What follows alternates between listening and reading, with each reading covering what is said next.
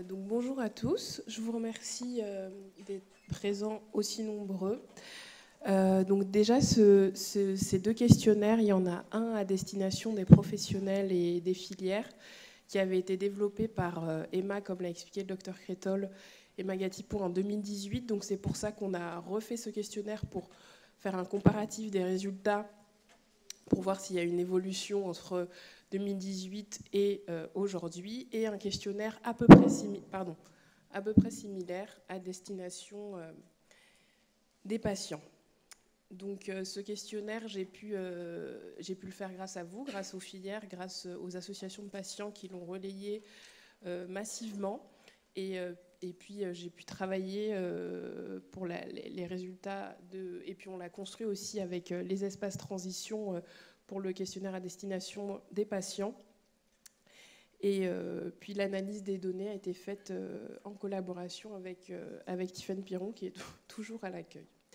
Donc, on va commencer par le profil des sondés pour le questionnaire à destination des patients. Donc on est assez content. Il y a 128 participants avec des profils de pathologie, donc en majorité des patients atteints de maladies rares. Ça, on l'a précisé parce que ce questionnaire a été fait donc avec les espaces transition qui ne voient pas que des patients atteints de maladies rares. On a essentiellement des patients qui ont une transition, un transfert qui a été réalisé, avec des parents sans surprise qui sont très impliqués, qui ont beaucoup répondu, mais on voit qu'il y a quand même pas mal de patients qui ont également répondu, et c'est des patients entre 18 et 25 ans qui témoignent d'une forte implication dans ce processus d'autonomisation et de rapport aux soins. Donc voilà, on trouve que c'est très positif. Donc pour la transition ado-adulte, du point de vue des connaissances, quand on a posé la question « Connaissez-vous la notion de transition ado-adulte ?» Ensuite, le concept était décrit. On avait quand même une grande majorité de patients aidants qui répondaient, qui connaissaient cette notion. Après, il y a peut-être éventuellement un biais parce qu'on voit un questionnaire transition et donc voilà, on y répond. Pour les principales sources d'information, donc c'est assez varié. Donc il y a les filières de santé maladies rares, les médecins référents, les associations, Internet et puis les équipes paramédicales. Et dans les canaux, avez-vous reçu des informations sur la transition ado-adulte? On se rend compte qu'il y a énormément de patients qui estiment ne pas avoir reçu assez d'informations concernant la transition. Donc ça, c'est un point réellement à améliorer. Et notamment quand on échange avec les patients, on se rend compte de ce manque d'informations sur cette période charnière. Donc, du point de vue des émotions, que représente la transition ado-adulte pour vous? Ça, c'est les verbatims qu'on a pu extraire du questionnaire. Donc après, il y a des choses qui reviennent que nous, on a déjà identifiées, l'autonomie, responsabilité, et d'autres verbatims qui sont plus négatifs, comme l'angoisse, le fait d'être seul, le mal, la douleur, le soin, la peur, quelque chose d'incomplet. Donc ça, c'est vraiment tous les verbatims qu'on a pu remettre ensemble pour évoquer la transition d'un point de vue des émotions.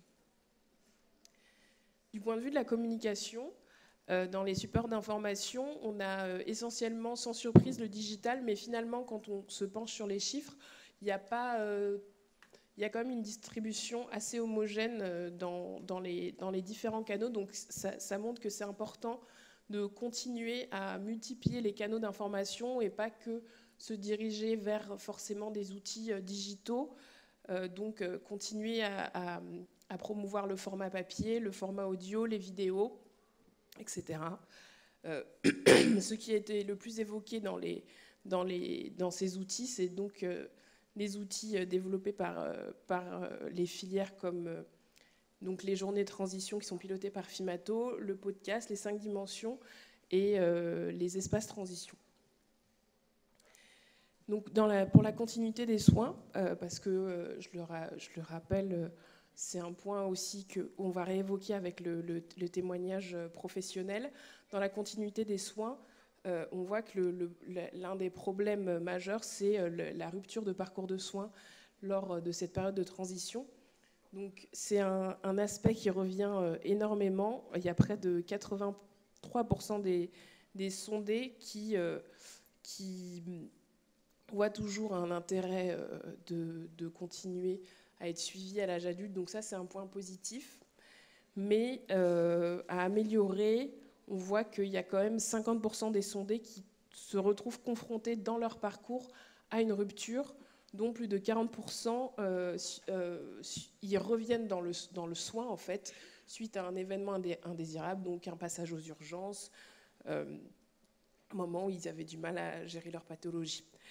Et par rapport à l'éducation thérapeutique du patient, donc à l'ETP, ça a été évoqué également tout à l'heure avec le docteur Crétol, notamment avec la collaboration qu'il y a eu entre le groupe interfilière transition et le groupe ETP. On voit qu'il y a 90% des sondés qui n'ont pas participé à un programme d'ETP en rapport avec la transition. Alors que on connaît les bénéfices de l'éducation thérapeutique et également les retours des patients lorsqu'ils participent à ce type de programme. Du point de vue de la préparation, donc il y a 70% des sondés qui estiment ne pas être assez préparés au passage en service adulte. Et les 3 principaux domaines pour lesquels l'information pourrait être améliorée, c'est déjà avoir plus d'informations sur le secteur adulte, l'insertion scolaire et socio-professionnelle. Donc ça, c'est quelque chose dont les filières commencent aussi à s'emparer. Il y a eu notamment une journée interfilière à Lyon au mois d'octobre qui portait sur cette thématique. Et puis l'autonomie qui est le principe de base, ce qu'on souhaite obtenir durant cette période. Et puis, il y a quand même un problème d'accessibilité des informations. On se rend compte que ce qui revient pour les patients, c'est qu'il y a un manque de fluidité des informations, un manque peut-être d'homogénéité, de standardisation des informations. Et ils ont l'impression qu'il y a des informations qui sont un peu différentes en fonction des sources. Donc pour conclure sur la partie des patients, donc dans les points très positifs, c'est qu'il y a des bonnes bases, il y a de plus en plus d'outils, et puis les associations sont très impliquées et des grandes ressources pour nous. Ce qui reste à améliorer quand même, ce qu'on dit, c'est la communication, la coordination entre professionnels du secteur adulte et du secteur pédiatrique, avec peut-être construire une information plus lisible, plus homogène pour ne pas brouiller le message pour les patients et leurs familles. Ce qui manque le plus aux jeunes, donc, c'est un médecin référent, un service référent, une coordination. On nous a parlé d'IPA, de coordonnateur de parcours, de 3e voie, un accompagnement pour justement toute cette gestion qui devient très compliquée au moment du passage à l'âge adulte et une information plus fluide. Donc vous avez ces verbatims qui résument très bien ce qui a manqué aux patients.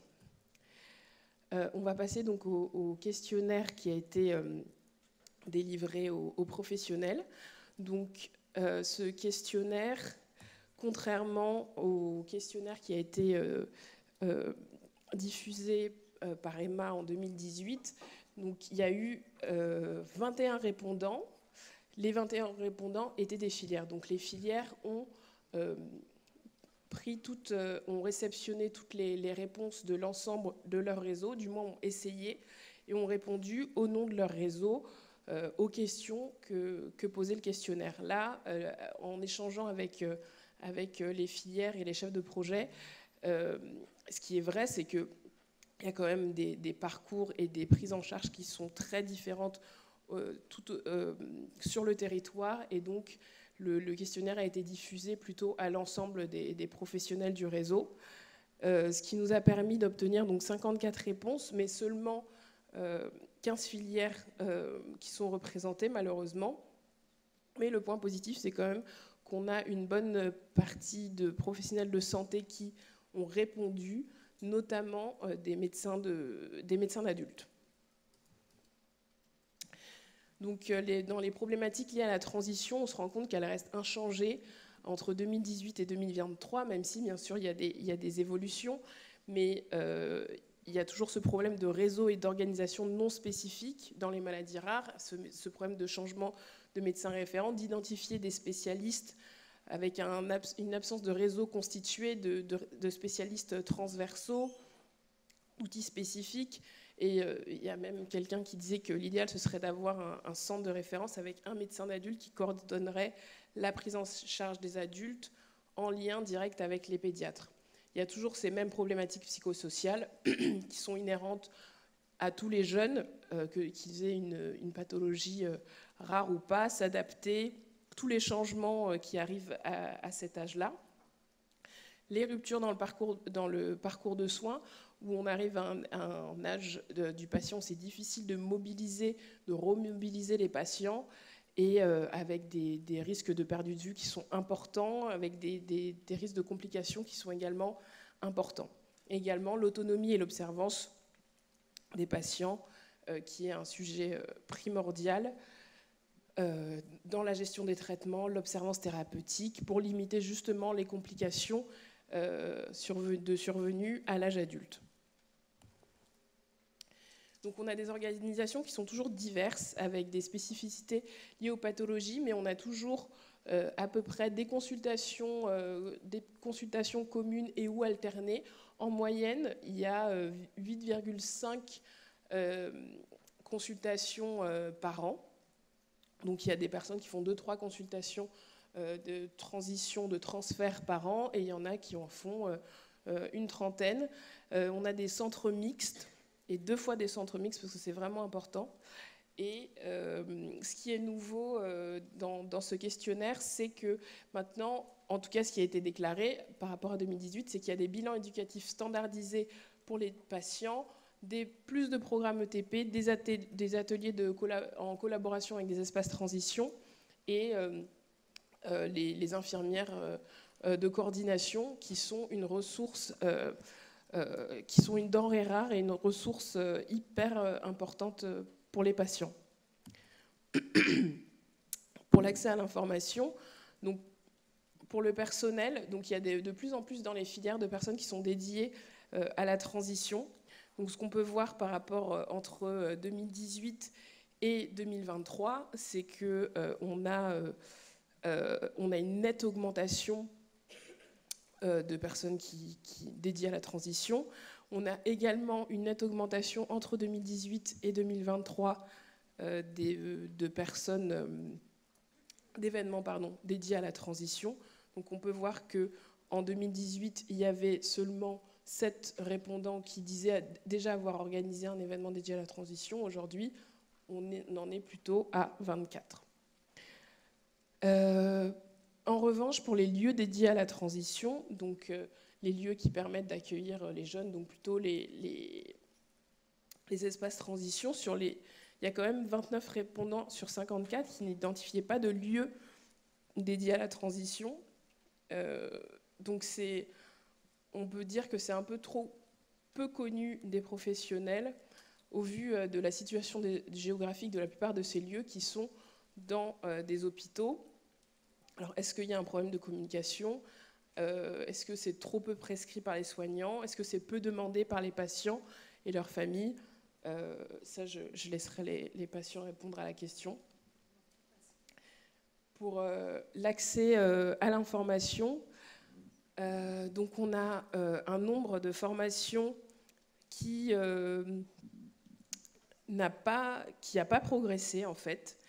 Et c'est un peu dommage parce qu'il y a un nombre important de professionnels qui souhaiteraient se former ou avoir plus d'informations sur la transition dans les maladies rares.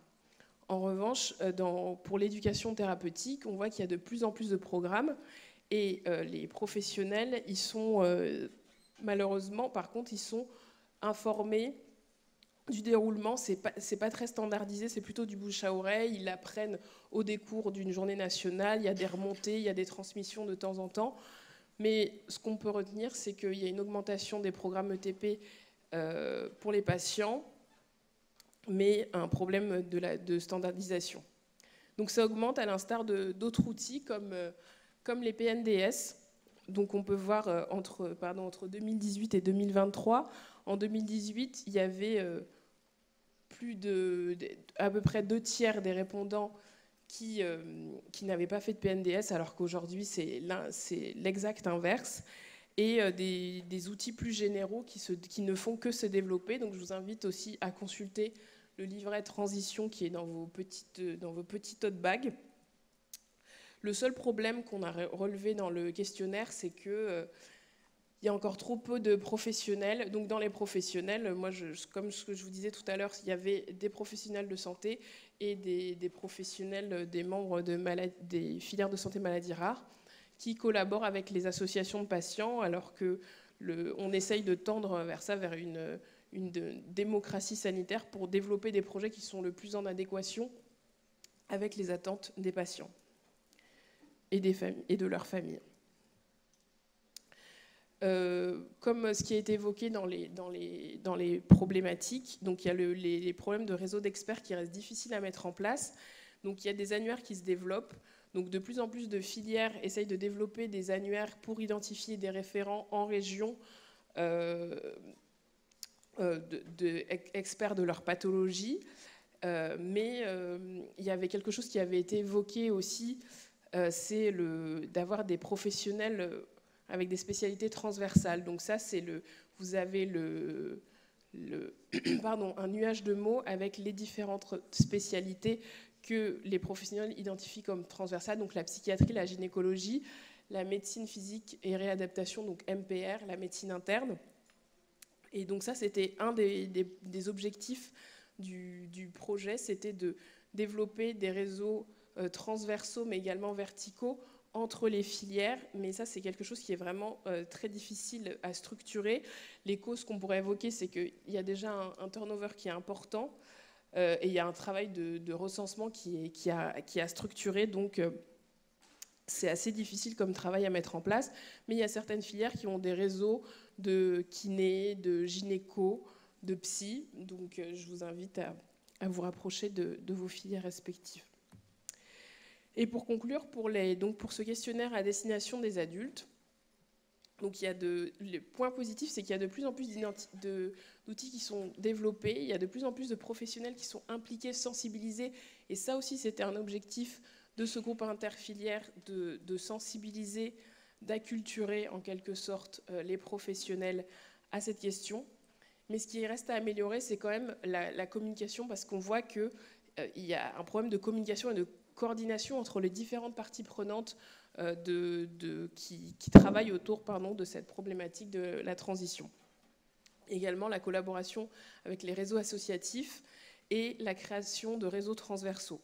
Donc les attentes du groupe interfilière, elles sont quasiment identiques à celles de 2018, c'est de mutualiser les informations, de les standardiser, qu'on ait des sortes, ça a été évoqué tout à l'heure par le docteur Crétol, peut-être éventuellement réfléchir à des recommandations, aller encore plus loin que les 5 dimensions de la transition, un PNDS,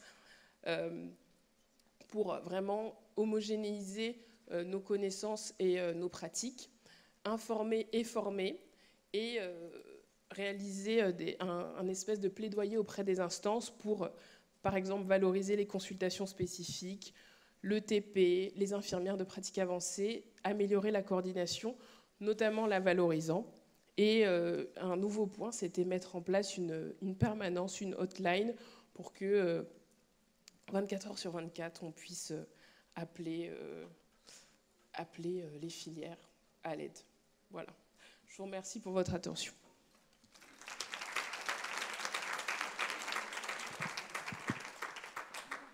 Alors la surprise, c'était un peu de voir qu'on ne communiquait pas assez. Et je pense qu'on ne touche pas les bons publics. Enfin, notre public d'ados n'est pas facile à toucher. Et on n'est peut-être pas sur les bons réseaux. On touche peut-être mieux les parents. Est-ce qu'il y a des questions parmi vous, à Ségolène, des remarques sur ce questionnaire qui donne donc une vue d'ensemble finalement plus précise que le travail qu'on avait fait en 2018 ? On va y revenir, je pense, au cours de la journée, de toute façon. Hein. L'idée, c'était aussi d'en discuter dans la table ronde qui va suivre. Mais je retiens le TP aussi, où on n'est pas très bon, apparemment. Mais, enfin, en tout cas, nous, dans notre expérience personnelle, on les convie, nos jeunes, mais ils ne viennent pas. Et il faut les convier et relancer moult fois. Et souvent, bah oui, parce qu'ils sont aussi dans les examens, ils sont aussi dans les... à une époque charnière de leur vie, hein, d'orientation professionnelle. Je vais essayer de ne pas tomber. Ah ben, peut-être... Oui, je ne sais pas si j'ai retenu les bonnes conclusions, mais vous disiez que le média préféré des patients, donc je pense chez les jeunes, c'était l'Internet. Donc les réseaux sociaux, les podcasts, etc. Et puis on termine avec des conclusions qu'il faut développer le TP, les consultations. Donc je ne sais plus.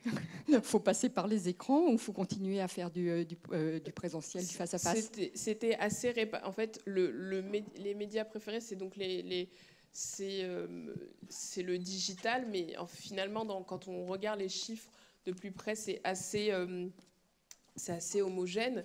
Mais il y a un biais aussi, c'est que la plupart des répondants, il y avait pas mal de patients, mais il y a beaucoup de parents. Et pour l'ETP, en pratique, on se rend compte que les patients, c'est difficile de les amener en éducation thérapeutique, mais il y a vraiment un bénéfice et ils sont... quand on regarde par exemple des questionnaires de satisfaction, etc., les patients sont vraiment satisfaits et trouvent un réel bénéfice. C'est juste de trouver peut-être un moyen de faire venir les patients à l'hôpital en dehors d'une consultation, quoi. Ce que je disais tout à l'heure, je crois qu'avec les podcasts, on ne touche pas les jeunes. On ne touche pas nos jeunes. On touche leurs parents, on touche leurs... et sur le TP, bah pour les faire venir, mais je pense que les plateformes transition pourront témoigner. Hein. Il faudrait des groupes WhatsApp, il faudrait Instagram, il faudrait pour les faire venir. Mais nous, à l'hôpital, en tout cas dans nos hôpitaux, on ne peut pas animer comme ça. Il faut des gens dédiés, quoi. C'est des community managers, ou alors on développe ce nouveau métier hein, de community manager pour les jeunes en transition. Et disons je crois qu'il y a deux niveaux. Il y a l'information en général. Donc on peut s'améliorer apparemment pour les professionnels, mais aussi pour les parents. Et puis pour les jeunes, le média, je pense, hein, c'est les réseaux sociaux que nous, finalement, on utilise très très peu. On en reparlera avec les plateformes, hein, mais on s'y met. Mais techniquement, c'est difficile pour nous d'avoir des mailing lists et de leur envoyer. En plus, ils changent de numéro.